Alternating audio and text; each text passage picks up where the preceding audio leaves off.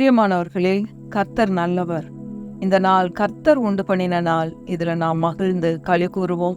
ஆண்டவராகிய இயேசு கிறிஸ்துவின் நாமத்தினால இந்த நல்ல சத்தியங்களை கேட்கும்படியாக நான் உங்க ஒவ்வொருத்தரையும் வாழ்த்தி ஆசீர்வதிக்கிறேன். இந்த நாள் நற்செய்தி அறிவிக்கிற நாள். இந்த வார்த்தைகளை படிக்கும்போது கர்த்தர் என்னோடு கூட இந்த வார்த்தையை தான் பேசினார். இந்த நாள் நற்செய்தி அறிவிக்கிற நாள். இன்றைக்கு உங்க எல்லாருக்கும், நம்ம எல்லாருக்கும் கர்த்தர் நற்செய்தியை கொடுத்திருக்கிறார். அவர் ரொம்ப ரொம்ப நல்லவர். பாருங்க, இன்றைக்கும் முதல்ல நாம் கர்த்தருடைய வார்த்தைக்குள்ள போவோம். யோபு 42வது அதிகாரம் 10வது வசனம். யோபு 42:10. எப்படி நம்ம சிறையிருப்பெல்லாம் மாறுது அப்படின்னு சொல்லி பார்க்குறோம். 3 நாளைக்குள்ள 72 மணி நேரத்துல யார் யாருக்கெல்லாம் அற்புதங்கள் நடக்கணுமோ, என்னுடைய வாழ்க்கையில ஒரு மகா பெரிய மாற்றத்துக்காக நான் காத்திருக்கிறேன், இந்த காரியம் சீக்கிரத்துல நடந்தே ஆகணும், இந்த 72 மணி நேரத்தை நான் விசுவாசிக்கிறேன் அப்படின்னு சொல்ற யாரா இருந்தாலும் நீங்க இந்த வார்த்தைகளை பிடித்து கொள்ளுங்கள். நிச்சயமாகவே உங்க வாழ்க்கையில ஆசீர்வாதம் உண்டாயிருக்கும். அநேகருடைய வாழ்க்கையில இந்த வார்த்தைகள் எல்லாம் வேதத்திலையும் சரி, இதை ஃபாலோ பண்ண ஒவ்வொருத்தருடைய வாழ்க்கையிலையும் மாற்றங்கள் ஏற்பட்டிருக்கு, பிரேக் த்ரூ உண்டாயிருக்கு. நான் இன்றைக்கு பெற்றுக்கொண்டேன். நான் இந்த 3 நாளைக்குள்ள இந்த பிரேக் த்ரூவை பார்க்கணும் அப்படின்னு சொல்லி நான் இந்த வார்த்தைகளை பற்றி பிடித்து கொண்டேன். இன்னைக்கு உங்களுக்கும் இது ஆசீர்வாதமா இருக்கணும் அப்படின்னு சொல்லி தான் இந்த வார்த்தைகளை உங்களோடு கூட ஷேர் பண்றேன். கர்த்தர் நல்லவர். பிரியமானவர்களே, 72 மணி நேரத்துக்குள்ள, அதாவது 3 நாளைக்குள்ள கர்த்தர் எப்படியெல்லாம் நம்மளுடைய காரியங்களை தலை நேராக மாற்ற முடியும், ஒரு ரிவர்சல் நம்மளுடைய வாழ்க்கையில நம்ம இழந்து போன எல்லாவற்றையும் எப்படி திருப்பி கொடுக்க முடியும், அவர் கொடுத்திருக்கிறார். வேதத்திலையும் நடந்திருக்குது, நம்ம வாழ்க்கையிலையும் நடக்க போகுது. கர்த்தர் நல்லவர். பாருங்க, யோபு 42:10. யோபு தன் சிநேகிதருக்காக வேண்டுதல் செய்த போது கர்த்தர் அவன் சிறையிருப்பை மாற்றினார். யோபுக்கு முன் இருந்த எல்லாவற்றை பார்க்கிலும் 2 கர்த்தர் அவனுக்கு தந்தருளினார். பாருங்க, யோபுவோட வாழ்க்கை எல்லாருக்குமே தெரியும். தன்னுடைய பிள்ளைகளை இழந்து, தன்னுடைய சொத்துக்கள், ஆடு மாடு கழுதைகள் குதிரைகள் எல்லாவற்றையும் இழந்தாரு. தன்னுடைய சரீர சுகம் பலன் எல்லாமே போச்சு. கடைசியா ஓடெடுத்து வச்சு சரீரத்தை சுரண்டிட்டு இருந்தாரு. அப்படிப்பட்ட மனிதனுடைய வாழ்க்கையில கர்த்தர் ஒரு மகா பெரிய மாற்றத்தை, ஒரு மகா பெரிய ரிவர்சல் உண்டாச்சு. பாருங்க, யோபு தன் சிநேகிதருக்காக வேண்டுதல் செய்த போது கர்த்தர் அவன் சிறையிருப்பை மாற்றினார். இன்னைக்கு உங்க எல்லாருடைய சிறையிருப்புக்காக நான் இந்த வார்த்தைகளை பேசுறேன். நிச்சயமாக கர்த்தர் என்னுடைய வாழ்க்கையில மகா பெரிய மாற்றத்தை உண்டு பண்ண போகிறார்னு நான் விசுவாசிக்கிற பிரியமானவர்களே.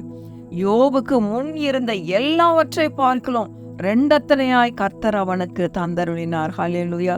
இதே மாதிரி மாற்றங்கள் தான் நம்ம ஒவ்வொருத்தருடைய வாழ்க்கையிலையும் உண்டாக போகுது. பாருங்க, இப்படி இந்த 3 நாளைக்குள்ள இந்த 72 மணி நேரத்துல கர்த்தர் என்னெல்லாம் காரியங்களை செய்திருக்கிறார் அப்படின்னு சொல்லிதான் இன்றைக்கு நம்ம பார்க்க போறோம். முதல்ல ஆதியாகமம் 40வது அதிகாரம், ஆதியாகமம் 40:13. பாருங்க, யோசேப்பு ஜெயிலில் இருக்கிறான். அங்க பானபாத்திரக்காரனுக்கு இவன் என்ன, அவன் சொப்பனத்துக்கு என்ன அர்த்தம் சொல்லியிருக்கான்னு பாருங்க.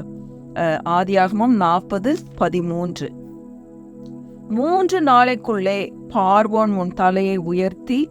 இந்த பானபாத்திரக்காரன் யோசேப்பு எல்லாருமே ஜெயிலில் இருக்கிறாங்க. அப்ப யோசேப்பு கனவுக்கெல்லாம் அர்த்தம் சொல்றான்னு தெரிஞ்சு இந்த பானபாத்திரக்காரன் தன்னுடைய கனவு சொல்றான். அதுக்கு யோசேப்பு என்ன பதில் சொல்றாருன்னு பாருங்க. 3 நாளைக்குள்ளே பார்வோன் உன் தலையை உயர்த்தி உன்னை மறுபடியும் உன் நிலையிலே நிறுத்துவார். முன்னே அவருக்கு பானம் கொடுத்து வந்த வழக்கத்தின்படி பார்வோனின் பாத்திரத்தை அவர் கையிலே கொடுப்பாய். இதுதான் அதன் அர்த்தம் என்று சொன்னதுமன்று இப்படி கனவுக்கு அர்த்தத்தை சொல்றான். பார்வோன் மன்னன் உன்னோட தலைய உயர்த்த போறாரு. நீ திரும்பவும் பார்வோனுக்கு திராட்சரசம் எல்லாம் ஊத்தி கொடுக்க போற. பார்வோன் உன்னோட தலைய உயர்த்த போறாரு. நீ திரும்பவுமாக ஜெயில இருந்து அரண்மனைக்கு போற. இதுதான் அந்த கனவுனுடைய அர்த்தம் அப்படின்னு சொல்ற. எத்தனை நாளைக்குள்ள? 3 நாளைக்குள்ள 72 மணி நேரத்துல ஜெயில இருந்து திரும்பவுமாக அரண்மனைக்கு. பாருங்க, கர்த்தர் அந்த நாட்கள்ல செய்திருக்கிறார். இன்றைக்கு உங்க வாழ்க்கையிலையும் நீங்க எப்படிப்பட்ட சிறையிருப்புல இருந்தாலும் கர்த்தர் உங்களுடைய சிறையிருப்பை மாற்றுகிற நேரம் இது. இந்த நிமிஷத்துல இருந்து நீங்க கால்குலேட் பண்ணி விசுவாசிங்க. ஆண்டவரே, அந்த பானபாத்திரக்காரனுடைய வாழ்க்கையில செய்த தேவன் இன்றைக்கு என்னுடைய வாழ்க்கையிலையும் இந்த 72 மணி நேரத்துக்குள்ள நீங்க மகா பெரிய காரியங்களை செய்ய போறீங்க. ஏன்னா வேதத்துல நடந்திருக்கே, அதே மாதிரிதான் நம்ம வாழ்க்கையிலையும் நடக்கும். இதெல்லாம் திருஷ்டாந்தங்களா ஆண்டவர் நமக்காக எழுதி நம்ம கையில கொடுத்திருக்கிறாரு.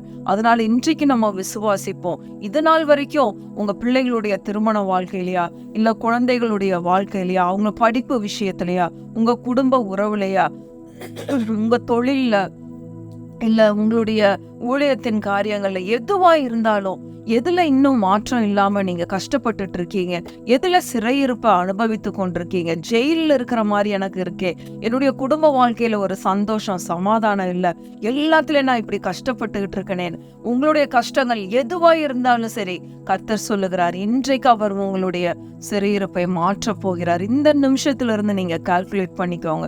இன்னும் 3 நாளைக்குள்ளே நம்முடைய சிறையிருப்பு மாறும் இயேசுவின் நாமத்தினால. இது கர்த்தருடைய வார்த்தை. பாருங்க, அப்போ அந்த பானபாத்திரக்காரனுடைய தலையை உயர்த்தி பார்வோன் என்ன பண்ணிட்டாரு, திரும்பவுமா இவனை அரண்மனைக்கு கூப்பிட்டாரு. பாருங்க, அடுத்தது யோசுவா முதல் அதிகாரம் 11வது வசனம். யோசுவா முதல் அதிகாரம் 11வது வசனம் பாருங்க. யோசுவா 1:11. நீங்கள் பாளையத்தை நடந்து போய் ஜனங்களை பார்த்து உங்களுக்கு போஜன பதார்த்தங்களை ஆயத்தம் பண்ணுங்கள்.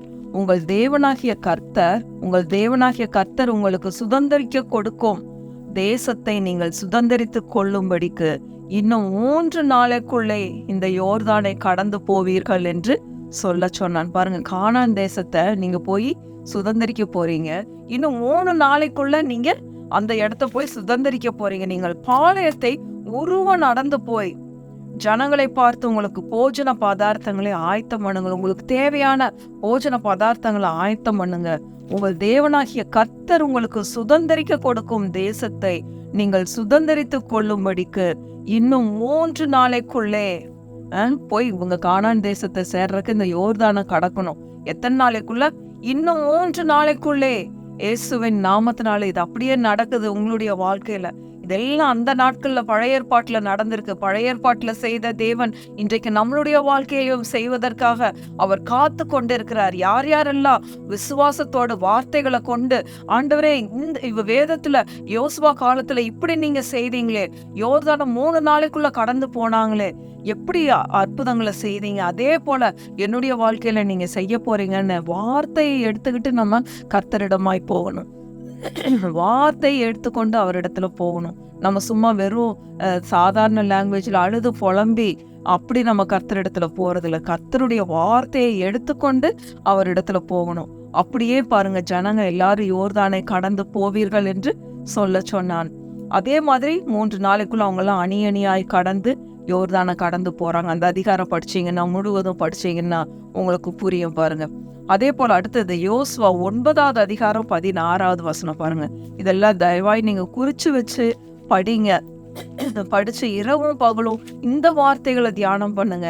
நிச்சயமாகவே நீங்க இந்த 72 மணி நேரத்துக்குள்ள உங்களுடைய வாழ்க்கையில ஒரு பிரேக் த்ரூவை பார்க்க போறீங்க. 1 சாமுவேல் அடுத்தது பாருங்க. 1 சாமுவேல் 30வது அதிகாரம் முதல் வசனம். 1 சாமுவேல் 30வது அதிகாரம் முதல் வசனம். தாவீதும் அவன் மனுஷரும் 3ஆம் நாளிலே சிக்லாகுக்கு வந்து சேருகிறதற்குள்ளே அமலேக்கியர் தென்புறத்து சீமையின் மேலும் சிக்லாகின் மேலும் விழுந்து சிக்லாகை கொள்ளையடித்து அதை அக்கினியால் சுட்டெரித்து. சிக்லாகுன்ற இடத்துலதான் தாவீது, அவன் குடும்பம், பிள்ளைகள் எல்லாரும் அவங்க சிக்லாகுல இருந்திருக்காங்க. அந்த இடத்துல இருந்துதான் தாவீது ஒவ்வொரு இடத்துக்கும் போரிடுறதுக்காக போய் சண்டை போட்டு திரும்பி வந்து எல்லாத்தையும் ஜெயிச்சுட்டு சிக்லாக்கு வந்துடுறது. சிக்லாக் தான் தாவீது தங்கி இருந்த இடம். பாருங்க, ஒரு முறை இந்த மாதிரி போயிருக்கும் போது அமலேக்கியர் வந்து இந்த சிக்லாக்ல இருந்த இவனுடைய 2 மனைவிகள், பிள்ளைகள், இவங்களுடைய பொருட்கள் எல்லாத்தையும் சூறையாடிட்டு போயிட்டாங்க. அது மட்டும் இல்லாம இந்த சிக்லாக்ன்ற இடத்தையே சுட்டரிச்சுட்டு போயிட்டாங்க. எங்க பார்த்தாலும் ஒரே அக்கினி. பாருங்க, 3 நாள் கழிச்சு இவங்க திரும்பி வர்றாங்க. வந்து பார்க்கும்போது ஃபுல்லா எல்லாமே வந்து அக்கினி மயமா இருக்கு.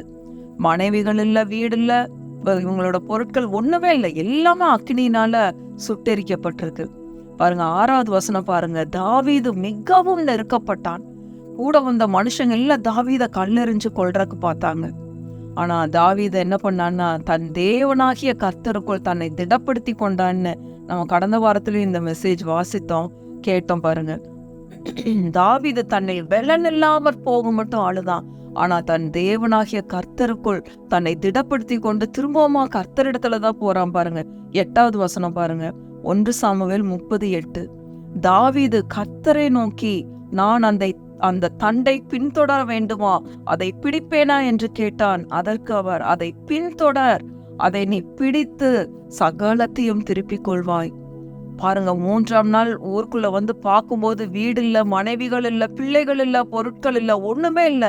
எல்லாம் அக்னினால சுட்டெரிக்கப்பட்டிருக்கு. ஆனா ஆண்டவர் என்ன சொல்றாரு? நீ போ, அந்த தண்டை பின்தொடர், நீ சகலத்தையும் திருப்பிக் கொள்வாய்.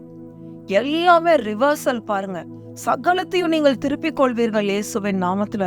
அந்த 19வது வசனம் பாத்தீங்கன்னா, ஒன்றும் குறைவுபடாமல் சகலத்தையும் நீங்க திருப்பிக் கொள்வீர்கள்.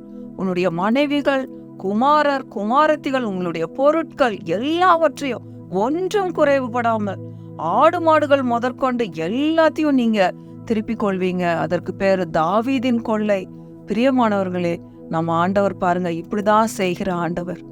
3 நாளைக்கு இந்த 72 மணி நேரத்துக்குள்ள கர்த்தர் உங்களுடைய சிறையிருப்பை திருப்பும்படியாக இந்த வார்த்தைகளை எல்லாம் எடுத்துட்டு நீங்க கர்த்தர் இடத்துல போங்க. யோனா 3 நாள் மீனின் வயிற்றுல இருந்தான்.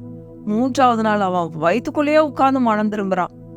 மனம் திரும்பி 3ஆவது நாள் கர்த்தர் மீனுக்கு கட்டளையிடுறாரு, கொண்டு வந்து கரையில கக்கிருச்சு யோனாவை. ஆண்டவராகிய இயேசு கிறிஸ்து 3ஆம் நாள் உயிர் தெழுந்தார். எவ்வளோ பெரிய ரட்சிப்பு நமக்கு! எல்லாவற்றிலிருந்தும் பாவ மன்னிப்பு, சரீரத்துல சுகம், பலன், சாபங்கள்ல இருந்து விடுதலை.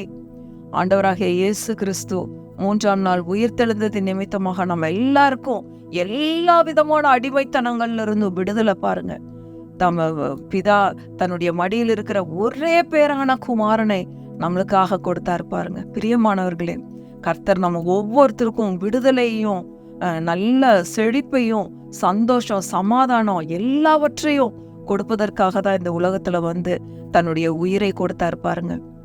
அவர் எவ்வளவு நல்லவர்னா நம்ம நல்லா இருக்கணுங்கிறது தான் அவருடைய திட்டம் பாருங்க.